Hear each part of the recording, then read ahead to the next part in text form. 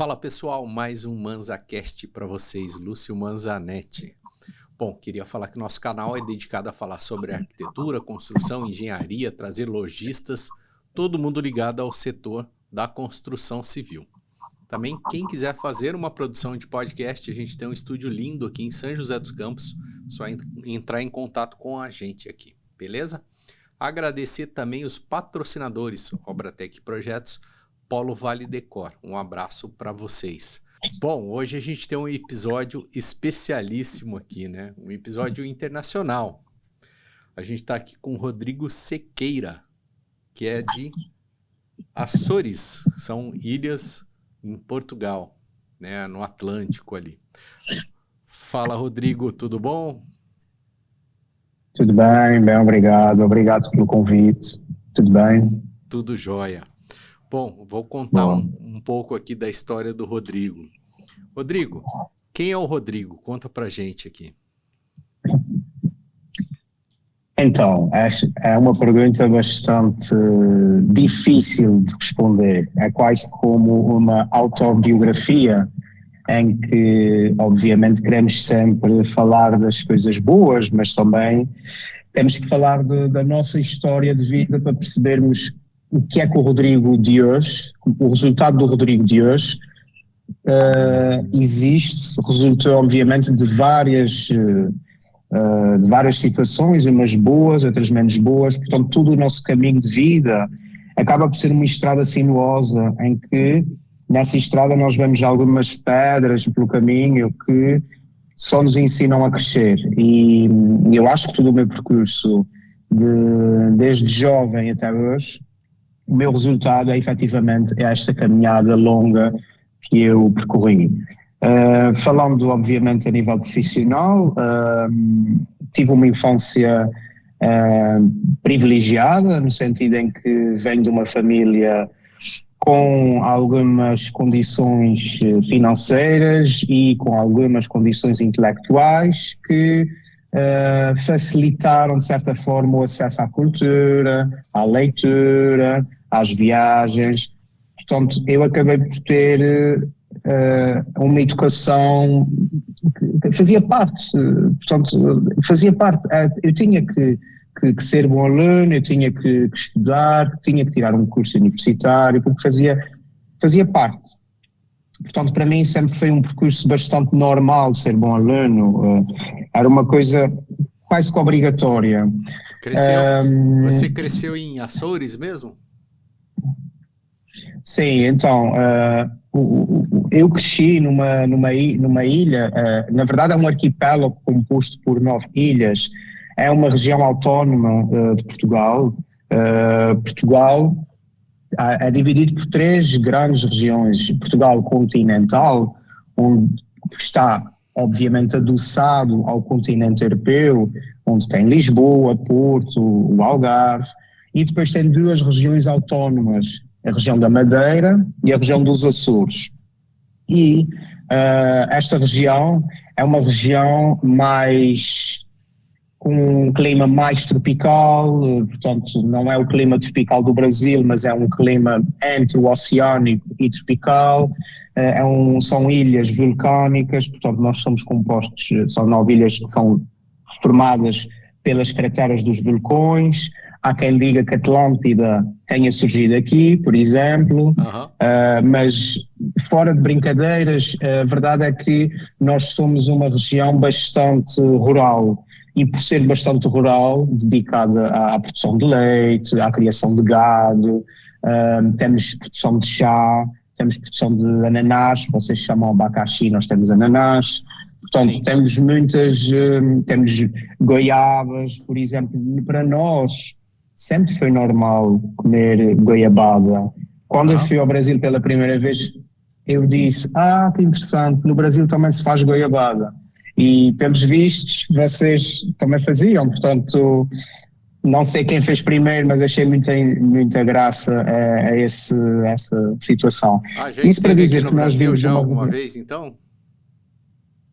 Já fui várias vezes, já fui mais de 6 vezes ao Brasil, fui várias vezes ao Rio de Janeiro, BH, portanto, Belo Horizonte, já estive em São Paulo, já estive em Brasília, enfim, estive assim nos centros, digamos, nas principais cidades. Obviamente o Brasil é do tamanho de um continente, portanto tenho muito ainda para conhecer, muito.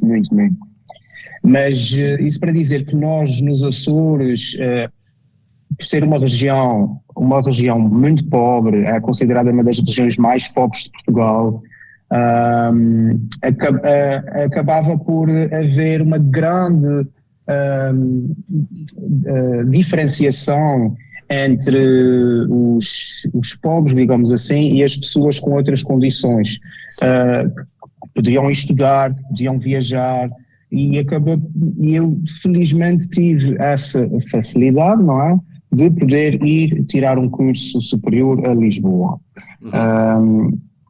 Obviamente que, pronto, desde o início fui obrigado, e não digo que seja obrigado, porque nós aqui lidamos muito bem com as diferenças económicas, com as diferenças sociais. O governo dá muito apoio às pessoas com condições mais baixas, mas nós, enquanto açorianos, enquanto portugueses dos Açores, nós somos confrontados diariamente com a precariedade das pessoas. E isto faz com que eu também tenha crescido neste meio, sabendo que temos diferenças e temos que respeitar as diferenças, temos que saber, temos que respeitar uns aos outros. Portanto, não dá para fazer arquitetura só para endinheirados. É preciso fazer habitação social, é preciso fazer construção direcionada ao apoio dos mais frágeis, como centros de apoio, centros de dia, apoio à criança, apoio ao idoso. Portanto, desde o início fomos sempre obrigados a pensar um pouco nestas condições de vivência populacional nos Açores. Certo. E pronto. Você em qual momento da tua vida tem algum parente que é ligado à arquitetura? Em qual momento que você identificou a arquitetura na tua vida? Na adolescência, quando estava para fazer o vestibular? Certo. Eu, na verdade, na minha família não tenho ninguém que é arquiteto. Ninguém. Todos eles têm outras profissões, mas o meu bisavô era um senhor bastante interessante, no sentido em que ele adorava colecionar coisas, adorava colecionar selos, ir a leilões, comprar mobília, objetos de arte, e eu penso que, dizem os meus pais, não é, os meus familiares, que eu adquiri o cuidado, o bom gosto, não digo bom gosto, mas a atenção às coisas belas.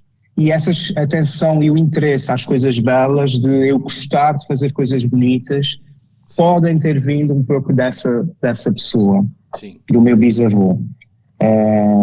Sim, mas entretanto saio dos Açores, vou estudar em Lisboa, tirar o curso de arquitetura em Lisboa, e acaba por ser bastante interessante, porque eu saio da minha região, que é uma região muito, muito verde, é uma região muito natural. Dizem que, em tom de brincadeira, que nós temos duas partes na minha ilha. Há uma parte mais ao ocidente, virada para os Estados Unidos, parecem os Alpes suíços, muito verde, com muitas vacas malhadas, e depois há outra parte que é mais selvagem, com mais bananeiras, mais palmeiras. E, embora eu tenha saído desse contexto, a verdade é que eu acabei por levar comigo sempre esse contexto, sempre a natureza ao redor, sempre a natureza envolvida. Eu, no segundo ano da faculdade, fiz uma viagem de estudo, que acabou por moldar muito a minha formação e a minha maneira de pensar. O que reforçou a minha maneira de pensar, de pensar nos produtos naturais, nos materiais naturais, na natureza, na simbiose do construído com o natural, que foi conhecer a obra do Alvar Aalto na Finlândia.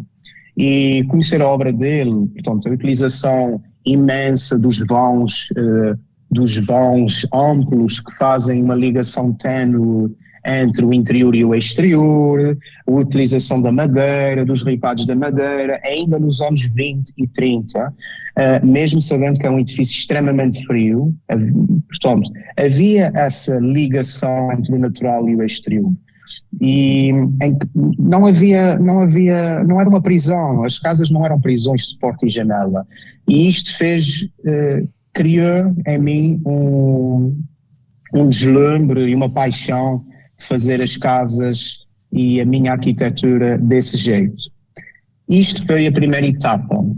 A minha arquitetura começou a moldar-se nesse aspecto, a nível de pesquisa, a nível de leituras e mesmo a nível dos projetos que eu comecei a trabalhar.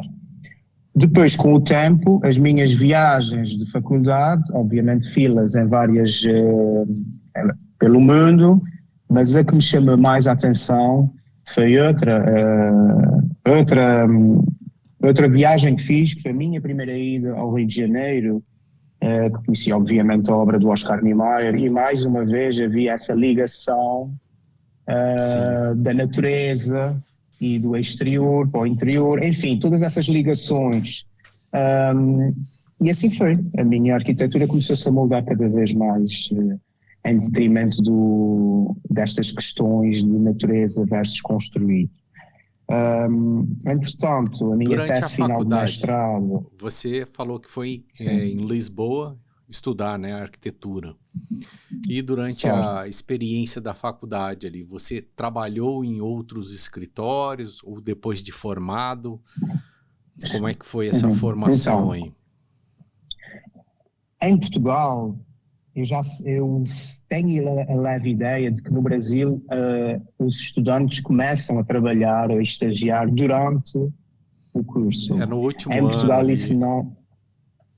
Em Portugal isso não acontece de forma nenhuma. Em Portugal o aluno só estuda, ponto. E então depois do estudo, depois de concluir os estudos e depois de ter o diploma da faculdade, que neste caso é o mestrado, mas hoje em dia para tirar arquitetura em Portugal não basta só licenciatura, tem que ter mestrado também, e daí dizermos mestrado integrado, porque é obrigatório ter. Só a partir deste diploma é que podemos estagiar, ou seja, ao fim de 5, 6 anos é que podemos estagiar. E assim foi no meu caso.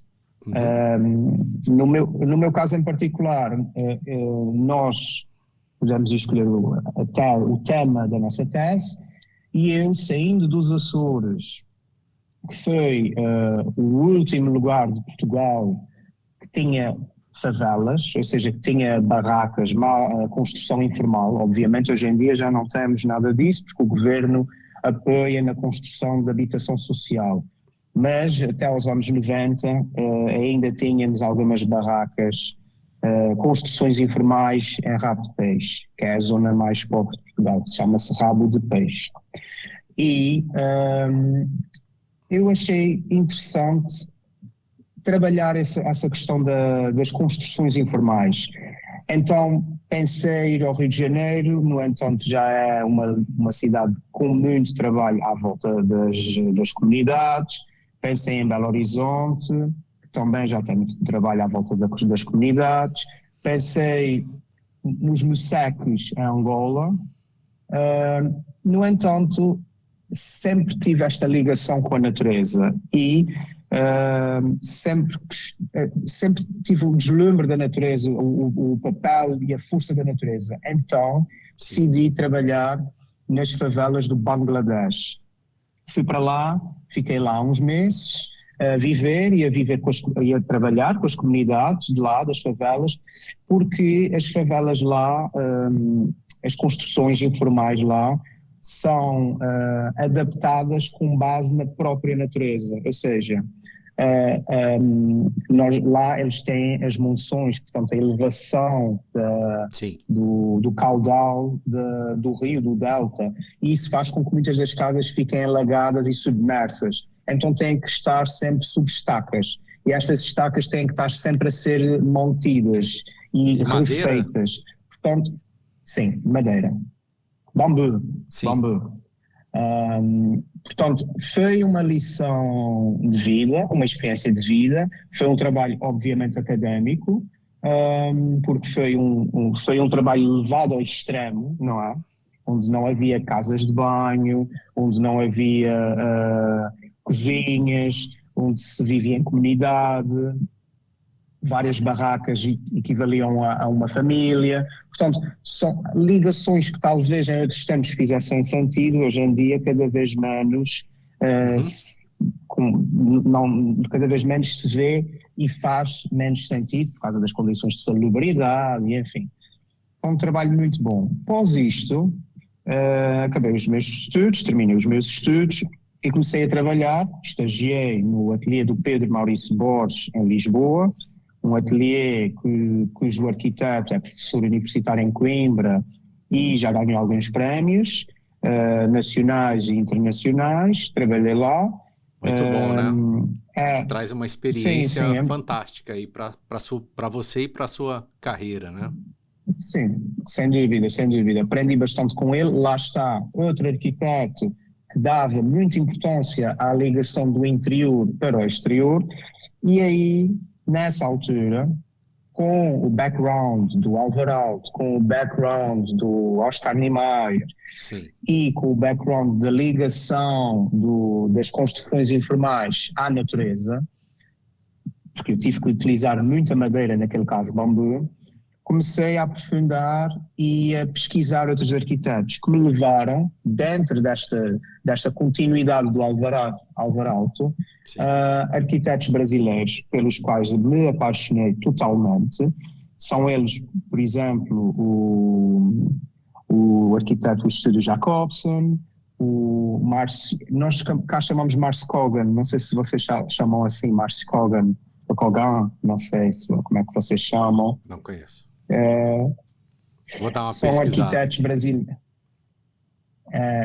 Vou mostrar, talvez, Márcio com capa, Kogan, Estúdio Márcio Kogan, o Arthur Casas, enfim, são ateliês de arquitetura a meu ver, de renome, são espetaculares, são deslumbrantes, porque fazem uma ligação maravilhosa entre o interior e o exterior, o ensombreamento e a luz, com os vossos cobogós, os vossos moxarabes. Portanto, todas esses aperfeiçoamentos da arquitetura que já antes eu via nos Brie-Soleil do Mies van der do Le Corbusier, mesmo do Álvaro Alto, foi bastante bem aprofundado e trabalhado no Brasil e obviamente a minha arquitetura acaba por seguir esse alinhamento. Entretanto, fora isto, posto isto, durante estas minhas leituras e análise dessas arquiteturas, eu acabei por, depois de fazer o meu estágio profissional para entrar na Ordem dos Arquitetos Portuguesa. Tem uma prova aí em Portugal para você entrar, então, depois da faculdade? Certo, sim. Ou seja, aqui no Brasil não tem. Estudamos. Ele formou, já pode exercer. Não, nós formamos-nos e depois somos obrigados a estagiar durante um ano num escritório de arquitetura e durante este ano somos obrigados a ter formações da Ordem dos Arquitetos, como por exemplo o direito jurídico, as leis do governo, as leis municipais, enfim, a ética e deontologia da profissão, o que é que podemos e não fazer entre colegas. Temos essas formações todas e depois no final dos finais temos um exame final, temos um exame para nos dar a cédula da Ordem dos Arquitetos Portuguesa. Entretanto, depois fui trabalhar para os Açores, vim trabalhar para os Açores, tive uma proposta de trabalho, vim trabalhar, tive um ano num ateliê cá com bastante obra cá, mas obra governamental, digamos assim, portanto, grandes centros de apoio a jovens, a crianças, Quantos habitantes tem aí hospitais. na ilha, no Açores? É um Somos conjunto de ilhas, né? poucos. Você falou? Na totalidade são 9 ilhas, sendo que as 9 ilhas são compostas por 250 mil habitantes. Ou seja, Ah, é há pequeno. muito verde. É É pequeno, pequeno. é pequeno. Eu estou aqui em São José dos Campos e aqui tem Sim, 750 mil habitantes nessa pois, cidade. na cidade. Pois, é muito, é muito. É. Isso para dizer que atualmente eu trabalho aqui em Ponta Delgada. Ponta Delgada é a cidade da ilha de São Miguel e o nosso estúdio, portanto, o nosso escritório é aqui, mas também operamos em Lisboa, capital de Portugal, uma vez que também tenho alguns trabalhos lá. Sendo que o contexto de trabalhos nos Açores é muito diferente do contexto de trabalhos em Lisboa. Lisboa e Porto, onde nós operamos, fazemos mais projetos. Mas antes de chegarmos aí, estou aqui a continuar o meu percurso, estive no Luís Almeida e Sousa Arquitetos e depois fui para o M Arquitetos, onde tive 6 anos e onde estive a cargo de vários projetos de pequena, média e grande dimensão, e aí é que me deu uma grande lição, uma grande experiência, ensinamento de vida profissional. Enquanto isso, eu ia fazendo trabalhos por fora, ou seja, final do dia pegava nos meus trabalhos, fins de semana, finais de Sim. semana, enfim. Até que chegou um momento que eu estava com tanto trabalho pós-laboral que decidi sair e dedicar-me por Ao conta seu própria em escritório, né? 2018. Exatamente, abrir o meu escritório, comecei sozinho, depois passei para uma pessoa, para duas, para três, e neste momento somos 4 arquitetos, portanto as coisas estão a correr bem. E temos tido bastantes obras, bastante trabalho interessante. Aqui nos Açores, como há muita terra livre, não há muito campo, nós temos facilidade em fazer moradias bastante complexas e bastante completas, bastante desafogadas, portanto, que respiram no meio da natureza, e na cidade temos feito restaurantes, bares, clubes, temos feito também alguns projetos de hotelaria de pequena dimensão, hotéis boutique, até 75 quartos. No entanto, em Lisboa e Porto, o conceito de projetos que nos pedem são reformulações, portanto, reformas de apartamentos na sua totalidade. Portanto, é uma área mais de arquitetura de interiores Sim. e de decoração. É porque Lisboa, ela já deve ser toda edificada, né? Então, muita coisa antiga que precisa ser reformado, né? Exato. Certíssimo, certíssimo. Lisboa tem destas coisas, portanto, se for para fazer um edifício de raiz, terá que se demolir um prédio inteiro e, obviamente, contratado uma empresa de engenharia, uma empresa de construção, uma empresa de arquitetura com outra dimensão que não a nossa. Nós somos um ateliê pequeno, obviamente, mas um ateliê muito preocupado com os detalhes, muito preocupado com as nossas obras consigam ir do início ao fim. Conseguimos, obviamente, acompanhar uma moradia, um hotel boutique. Agora, um edifício de escritórios de 100 pisos ou de 80 pisos, aí precisaríamos de uma equipa maior. Quem são? Legal. Vocês trabalham só com projeto ou vocês fazem algumas obras?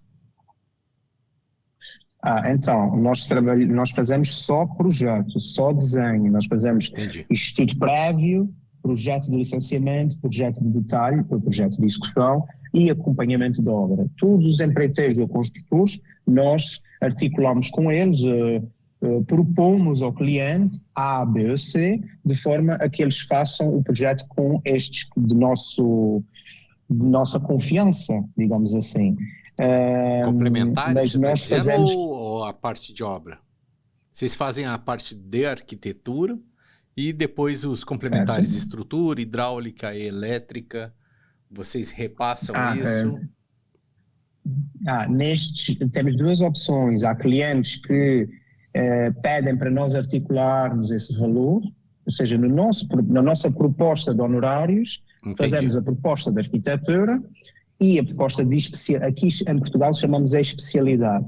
As especialidades, as especialidades são compostas por estruturas, eletricidade, rede de águas e esgotos, AVAC. AVAC quer dizer ar-condicionados, sim, ar ventilado, circulação mecânica.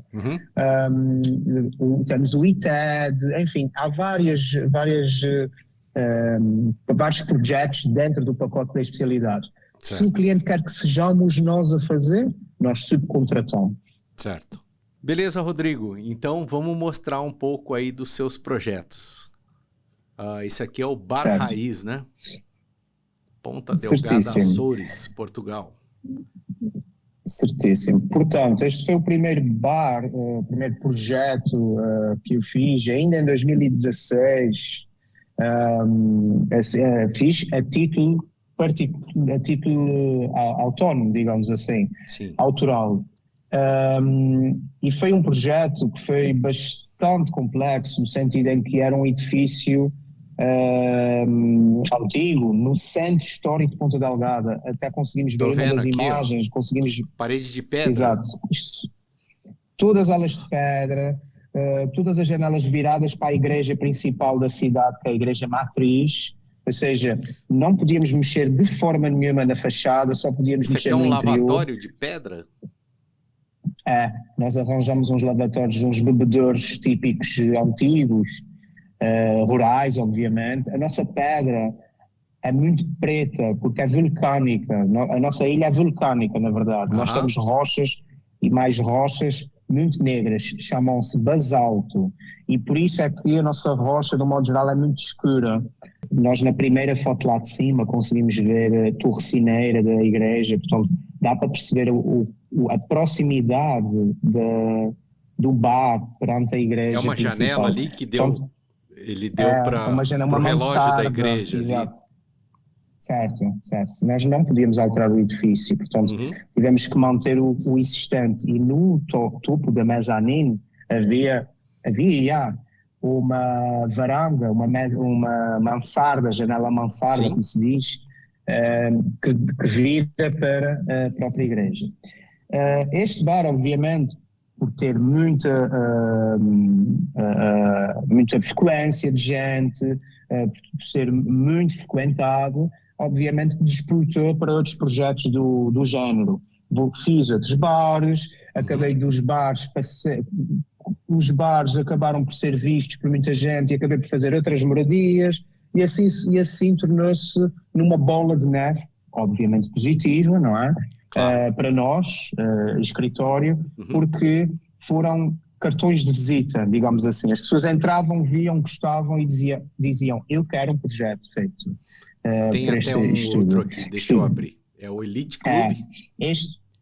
Este sim, Elite Club, é uma discoteca, portanto, como se diz, boate também, discoteca, em que nós desenvolvemos os interiores todos, tivemos que refazer a zona do terraço e da fachada, mas os interiores foram todos trabalhados, utilizamos uma pedra super exótica, utilizamos a utilização de luminária bastante apelativa para o espaço que era.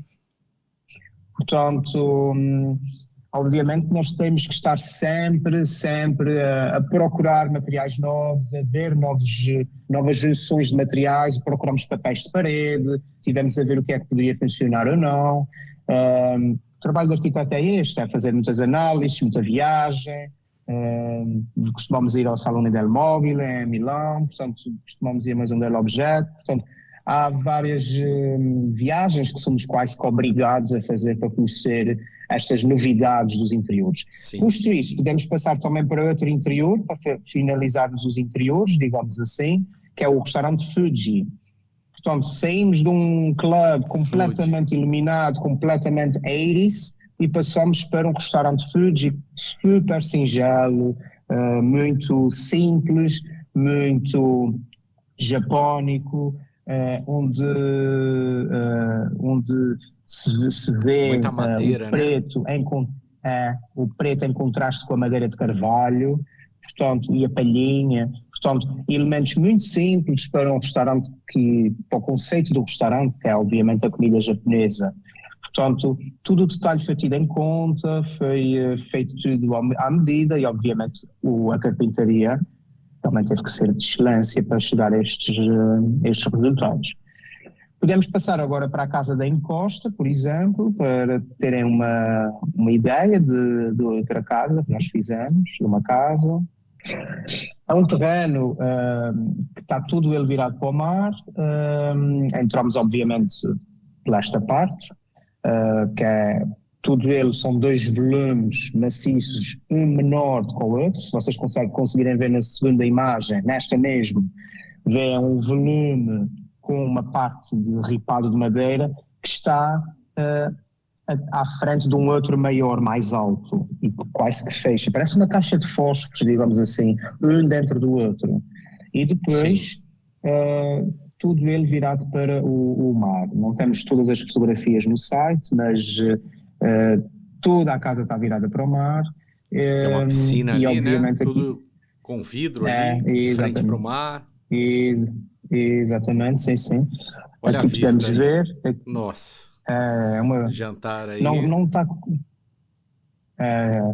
Maravilhoso. Nós né? não temos todas as fotografias, não colocamos todas, mas haveremos de colocar mais. Se alguém tiver curiosidade, nós mandamos.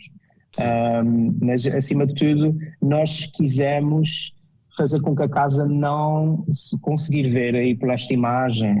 A casa só tem um piso. Obviamente assenta sobre um outro, que é a garagem, uma garagem para 8 carros, portanto é uma casa enorme. No entanto, quem olha a entrada é pelo uma outro casa lado aqui. Simples, a entrada é pelo outro lado, exato, e vocês conseguem ver os muros de pedra, basalto, aqui, né? uma pedra escura, e exatamente, entra-se por aí. De pedra aqui. Exatamente, os muros de pedra. Ok. Podemos agora ir para outra casa. Tem o AMB aqui? Pode ser essa.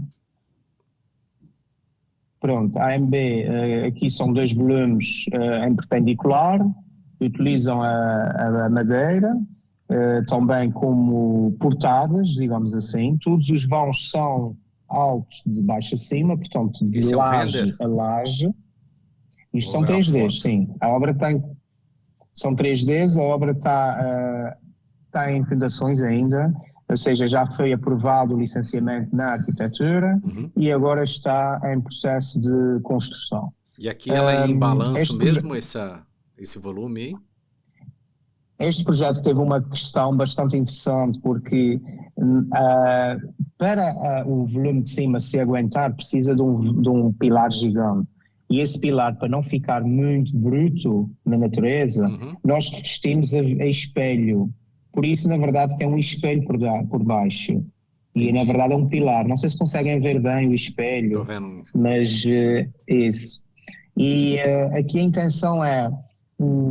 os 2 programas são totalmente diferentes. Temos o espaço de dormir no resto do chão e o espaço social, da cozinha social, e obviamente o quarto dos clientes principais, na parte de cima para aproveitar a vista mar. Ou seja, aqui queria-se aproveitar também o terreno e a paisagem que eles têm, é uma vegetação muito luxuriante, e assim foi. Fizemos um projeto com base no programa dos clientes. Muito legal. Pronto. Maravilhoso. Ok, podemos passar para os outros? Este está em processo de licenciamento atualmente, o primeiro de todos. É a casa de um comandante da TAP, ou seja, portanto, da companhia aérea TAP, companhia aérea portuguesa, e ele queria sentir-se a voar, queria sentir-se a levitar, queria ver o mar e ver a paisagem. E nós dissemos, tudo bem, ou seja, o quarto dele fica nada mais nada menos do que na parte da direita, na parte que está a levitar, que é a parte mais... exatamente, essa parte é o quarto dele e da mulher, da vista e ele dizia, exatamente, não é mais. Portanto, os objetos, o volume, o objeto arquitetónico, o volume, acaba por ser um resultado também do que os clientes querem, porque o que eu faço, não, obviamente, as ideias partem de mim, da equipa, mas as casas são para serem vividas pelos clientes, pelas pessoas. Sim. Portanto, nós temos que fazer as coisas para as pessoas. E acho que a arquitetura funciona assim, ou seja, o objeto que nós fizemos, o resultado foi graças também ao que os clientes nos pediram. Portanto, nós precisamos dos clientes para isso. Abaixo, vocês podem ver um restaurante que nós estamos a desenvolver em Luanda, a capital de Angola. Maravilhoso, todo de madeira. Vai ser, a madeira já existe, eles querem revestir com um tipo de reboco de acabamento, que é o que nós chamamos de acabamento veneziano, como se fazia nos palácios antigos de Veneza, que nós chamamos em termos técnicos de marmorino. E então é revestir em marmorino e a parte central ser uma parte tudo em latão, altamente cromada, polida e brilhante, para representar o centro do bar. Certo. Abaixo, se quiserem ver, podemos ver uma outra casa que está quase que a piscina fica a levitar sobre a encosta do terreno. Estou vendo aqui um balanço aqui. E mais uma vez, exato, mais uma vez utilizamos a madeira, os vãos, portanto, todos aqueles ensinamentos ou influências que eu tive do Alvaral e depois posteriormente dos arquitetos contemporâneos brasileiros como o Estúdio Jacobsen. Ripado, né? Concreto aí, maciço, né? Aparente, concreto aparente, as lajes maciças. E a madeira IP, enfim. Fantástico. Portanto, maravilhoso, sim, hein? É isso. Vamos Esse fazendo aqui umas que a coisas gente diferentes. passou, né? O restaurante. O restaurante, exatamente. Obra do ano aí, teve uma premiação? Foi nomeado, atenção, não teve um prémio, foi nomeado. Ou seja, o Archdaily, o site internacional de arquitetura, nomeia alguns projetos de interesse dentro de determinadas categorias. Este projeto foi selecionado na categoria de restaurantes e coisas assim do género. E eles selecionam um determinado número e já foi uma conquista, obviamente, ser selecionado, não é? Com certeza. E depois não sabemos se vamos ganhar ou não, mas também o facto de sermos selecionados já é muito bom, já é uma boa apresentação. Sim. Currículo, né? Sim. Agrega. Sim, claro, óbvio. Claro. Aí mais uma construção aqui. Temos muitas moradias, obviamente. Todas elas acabam por ser o resultado do que os clientes nos pedem e nós temos pedidos de clientes bastante interessantes. Temos clientes que nos pedem colocar na sala o seu carro, querem na sua sala o seu carro vintage de coleção, por exemplo, querem ter uma piscina com um vidro apontado para uma parte da casa, portanto para a sala, está na sala e você vê a parte de baixo da piscina. Há muita gente que pede... Aqui o carro, né? Que pedem coisas diferentes. Sim. Não, neste caso isso é outra, são os carros por baixo. Maravilha. Sim, vamos tendo assim, depois fazemos um pouco de tudo, bares, interiores, enfim, temos muitos projetos diferentes acima de tudo nos Açores, alguns deles em Lisboa, outros deles no Porto. Isso aqui é um comércio? Esses que estão Sim, aqui. isso é um concurso. Nós participamos num concurso para um mercado de Vila Franca, portanto, de uma cidade aqui, e nós ficamos já não sei em que lugar ficamos, mas não ganhamos o concurso, mas ficamos em quarto lugar, uma coisa assim do género. Maravilha. E pronto, sim, mas o que interessa é a participação. Sim, que é um restaurante. Sim, um restaurante, depois abaixo outro restaurante. Estes dois estão em obras atualmente, estão os dois em construção. Pronto, portanto, vamos prestando aqui algumas coisas. Isso aqui é uma casa no meio da mata? Ela é suspensa aqui por pilares, é isso? Sim, é um bungalow. Dá para perceber melhor no site, no nosso website, tem lá o projeto mais completo. Isto é um hotel, na verdade, é um hotel que decidiu fazer uns bungalows no meio da natureza. Ele já tinha quartos, o hotel, mas decidiu abrir outros bungalows no meio da encosta da natureza. E assim foi. Sim. Por isso, sim, nós temos tido alguns trabalhos diferenciados. Aqui com o mobiliário brasileiro, por exemplo, naquela casa. Aqui outra vez o uso da pedra típica de basalto, para dois clientes diferentes, não é? A primeira linha foi para um cliente, a outra para outro, digamos assim. Pronto, sim, temos tido alguns projetos. Este aqui é de interiores, um bar de interiores, um outro bar. E aqui o Rodrigo. É a apresentação mais novo. Maravilha. Mas não mudou nada, pô. Tá igualzinho.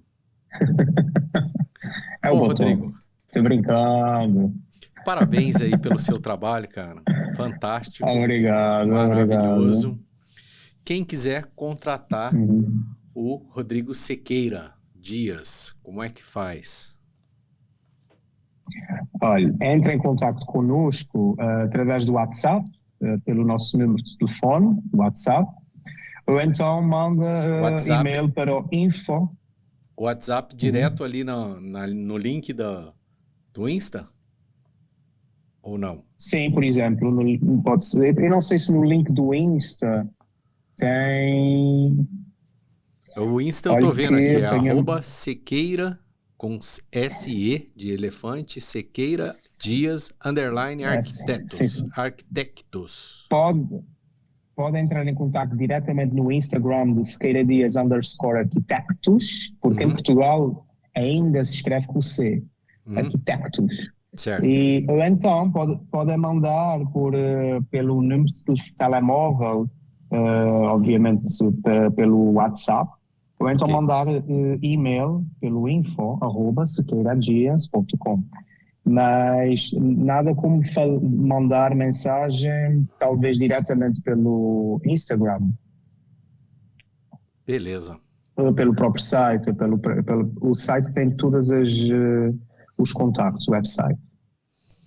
Gratidão aí pelo nosso podcast. Olha, fantástico. Muito obrigado pelo contato. Foi muito gostoso, muito bacana. Pronto. E quando estiver em Portugal aí, de repente eu vou aí conhecer Açores, fazer uma visita. Eu acho que é uma obrigação, na verdade, porque os Açores são muito bonitos mesmo. Modéstia à parte, obviamente, não é? Mas só para perceberem a ligação dos Açores dos Açores ao Brasil, nós açorianos, no início do século XX, muitas comunidades dos Açores emigraram para o sul do Brasil, nomeadamente Porto Alegre e nomeadamente Floripa, por exemplo. Portanto, há comunidades de açorianos hoje em dia lá, nestas duas localizações. Maravilha. Só para saberem. Show de bola. Gratidão. Obrigado. Muito obrigado. Futuramente a gente marca outro podcast aí, beleza? Acho que sim, mantemos o contato. Beleza. Aqui em São José dos Campos, se alguém quiser contratar o Rodrigo Sequeira pode entrar em contato diretamente com ele. Se precisar alguma informação, pode perguntar para a gente aqui, beleza? Rodrigo, bom, pode agradecer aí, fazer suas considerações. Muito obrigado. Obrigado pelo convite.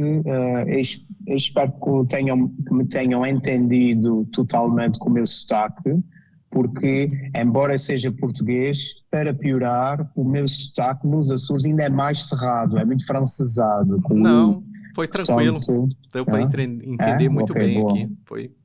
Boa, perfeito. Ótimo, beleza? Ótimo. Ok. Obrigado. Beleza. Valeu, galera. Até o próximo ManzaCast. Um abraço.